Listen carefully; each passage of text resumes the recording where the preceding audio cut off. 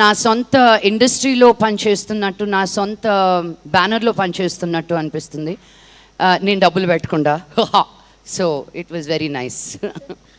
లక్ష్మి గారు, యా, ఈ మధ్య మీరు బాలీవుడ్ మీద ఎక్కువ ఫోకస్ పెట్టారంటున్నారు, నిజమే? అయ్యో బాబోయ్, నేను బాంబే వెళ్ళానండి.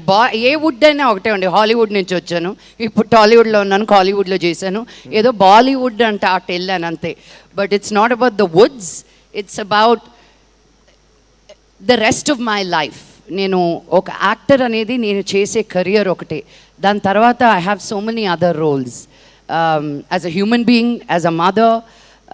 సో వాటి పరంగా I wanted to, Hyderabad is my home for the rest of my life. నా ఫ్యామిలీ మేమందరం ఇక్కడే ఉంటాం.